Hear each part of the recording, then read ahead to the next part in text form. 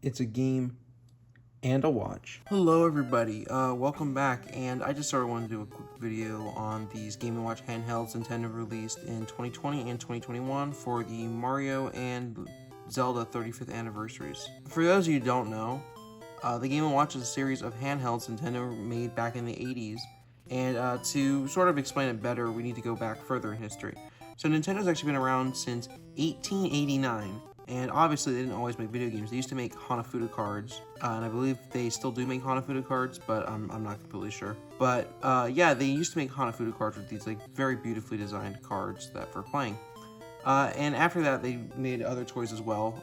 Some notable toys they made were the coaster game,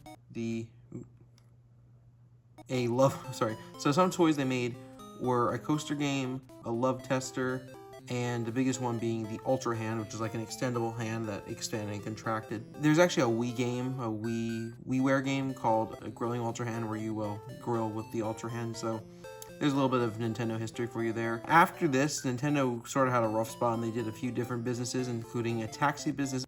Anyway, but Nintendo eventually came out with the TV game systems, and these were built-in game systems that had built-in ROMs with built-in games, and they had a different amount of games based on what the name was. The TV game 6 had 6 games, and the TV game 13 had 13 games, sometimes steering wheels and other sort of accessories, for example.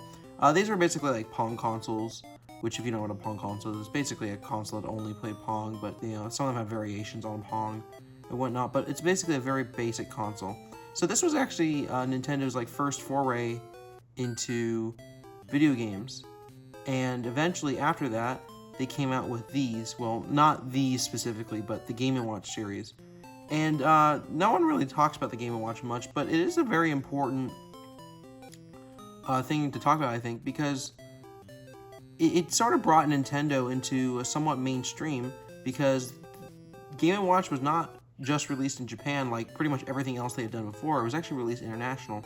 So the original Game & Watches did not have color LCD screens. They had LCD segmented displays, and the way that an LCD segmented display works is they basically have everything pre-made on them. So they had pre-made graphics that would basically just turn on and off. They can't move. They would just be multiple ones that just gave the illusion of movement. But also too, as the game, as it says Game & Watch, it also had the time in the corner as well. So it did have a function to it, and they sold pretty well. But yeah, so these are like Nintendo's first ever handhelds, and they were actually made by Gunpei Yokoi, the creator of the Game Boy. So you can see these products do have significance in the fact that it's very important to Nintendo and many products they made. And also importantly, the Game & Watch series themselves came with 2 major inventions, and both of them are actually on one game, the Donkey Kong game. And the 2 major inventions from that game are the D-pad, which, if you do not realize, is basically used on every single Nintendo handheld and controller they, no matter how useless, have ever made since today. I know this. I wanted to use a Famicom, but this is the only Famicom I have. It's the mini one. Well, I say it's ever since the dawn of time, and to this day, except for one exception. The normal Nintendo Switch does not have a D-pad, it just has 4 buttons. This is the only controller, normal like console controller, and pretty much almost any spin-off controller they have made since that has not included a D-pad. But the Lite does, and the Pro controller does. So yeah, it's just the one exception, and it's just so basically you can use it as a side-alone Joy-Con. But yeah, with the exception, and pretty much including all their competitors, because there's a PlayStation 1, well, it's a remake, but it's a PlayStation 1 controller. Here's a PlayStation 2 controller. Here's a PlayStation 5 controller. Here's an Xbox 360 controller. Here's a Xbox Series X controller, and I would have a Sega Genesis controller, but I don't know where it is right now. Have all had D-pads. So yeah, this D-pad is actually pretty important because it was pretty much used immediately on the NES, used on every single controller to this day. The PS1 controller and the Sega controllers at the time, featured D-pads, and these were inventions made by Nintendo on the Donkey Kong Game & Watch.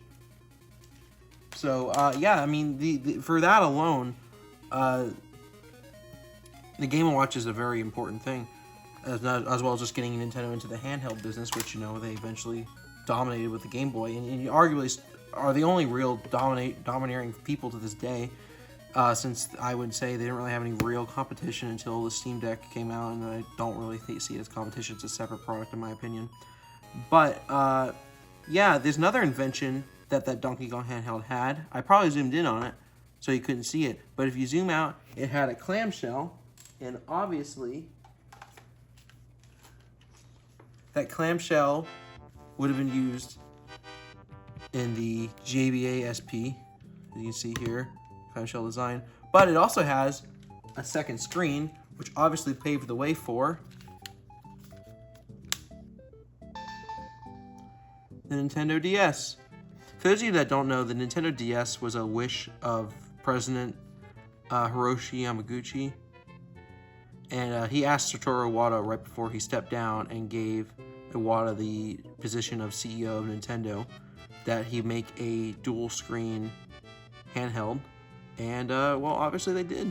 So yeah, that's some cool facts. So yeah, those are two inventions that directly came from the Game & Watch, as well as just bringing Nintendo into the Game & Watch, or into the gaming space more broadly.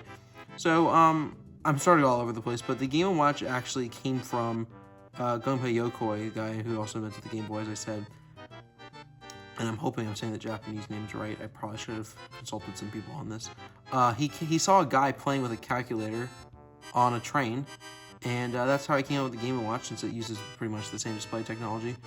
But yeah, that's sort of the Game & Watch, overview, history, how we got to this point. So yeah, it makes sense that Nintendo released these for as anniversary products, as little celebrations of their history, since, well, it's an important part of their history, and these are some important series to their history. Let's just sort of go over the products themselves, like not the Game & Watch series, but just these specific two Game & Watch collectibles. So this is the Mario one.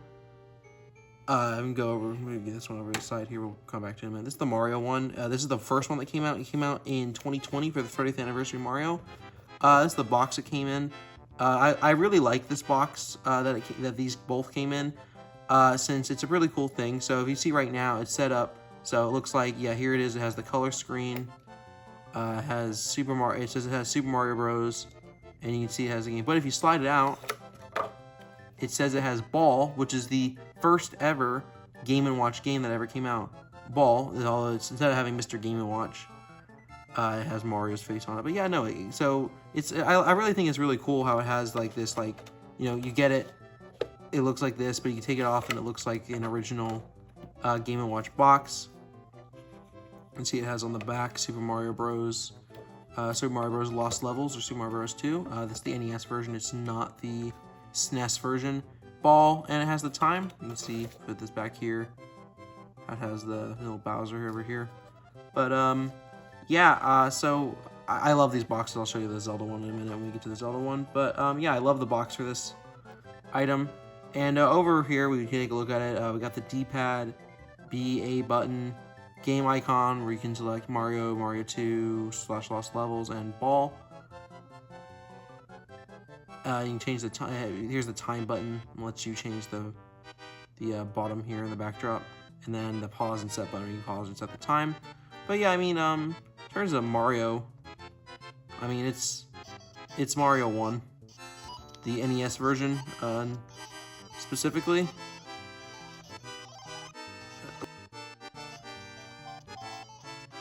I have only played this level in reality like 5 million. Oh shit! Literally 5 million times, and I somehow failed to do it there.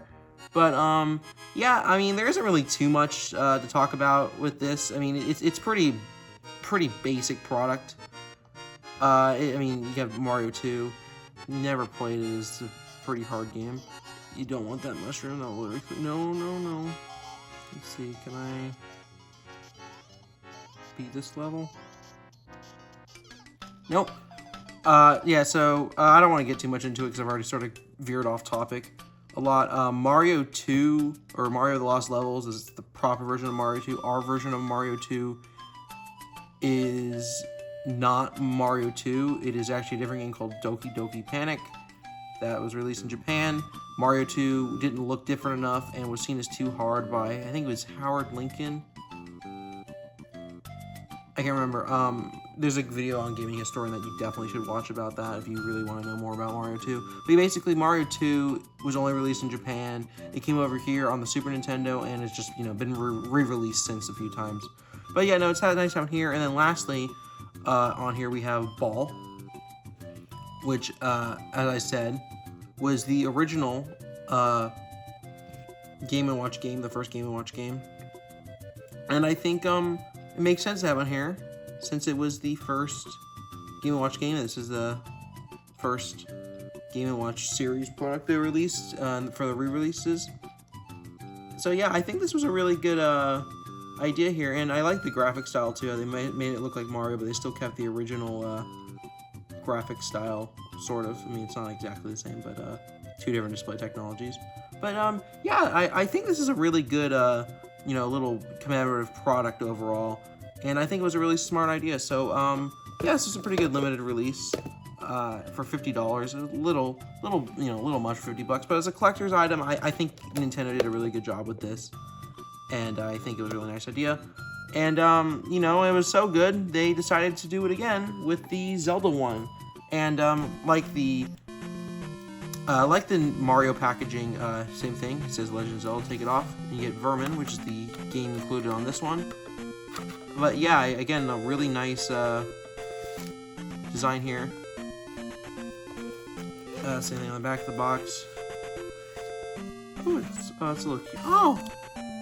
I never noticed that's cute. If you look there, she's hidden, but then when you take it off, you can see Zelda there. So she's in there, and then all of a sudden she's not. That's cute. Is there anything on the front? No. So, how about the back of this one? Is there any little cute thing like that? Oh yeah, yeah. Look, I didn't even realize it. So she, if you look here, you hit Bowser and you take it off here. There's Toad and Peach. So, yeah, that's a little cute. That's cute. I didn't notice that until just now. But yeah. So again, great box design. I love it. Looks amazing. So yeah, the Zelda one, it looks very similar, although it does have a start and select button. Now here's this one, does not. And also, actually, something I should have noted is this. I believe that the original, design for the Game & Watch was also this color, or I don't know if the original one was, but there was a Game & Watch released with this gold color on the front and the red border. So I think that's also cool to me. I don't know if there's any green one that came out like this. I don't think there was, but, yeah, this one is a little bit different from the Mario one. It has a little bit more features. So the games on this one, it comes with 3 games this time. It comes with Zelda 1, Zelda 2, and Zelda Link's Awakening. It is not Zelda Link's Awakening DX. It is the original Game Boy 4 Colors version. So this is not the Game Boy Color version. It comes with Vermin, and it actually comes with a timer on this one, so you have a little bit of a timer. But what is cool about the Zelda 1 and 2 version is you can select the English or Japanese version. If you select the English version, you get the regular music we're used to. But if you select the Japanese version, you get the Famicom Disk System version with the extra sound channel, which is really cool. So you get the superior version for the Japanese version. If you don't know what the Famicom Disk System was, it was basically a floppy disk system for the Famicom in Japan. Well, that's weird though, but this is English though. So, wait, I'm curious if I go here, is it still in Japanese?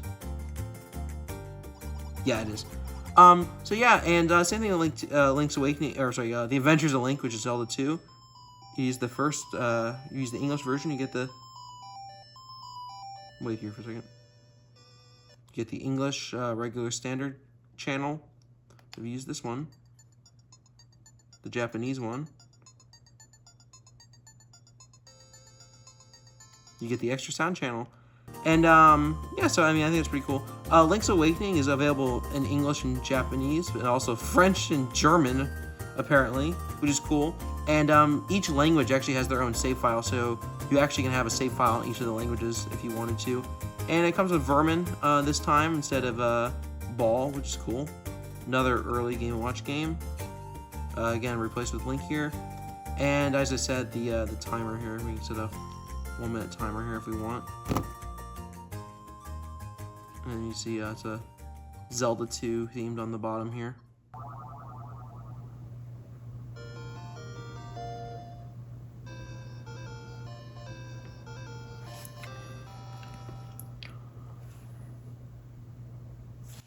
Alright, so that's done. So, yeah, I mean, there isn't really much to talk about else here. The products themselves are pretty basic products, but I think they were really good. I personally think they were really good anniversary projects, or little commemorative things they came out with, because in my opinion, the Game & Watch isn't talked about a lot, but it's really important to Nintendo and what they became today, because as you can see, there's many things that the Game & Watch has contributed to.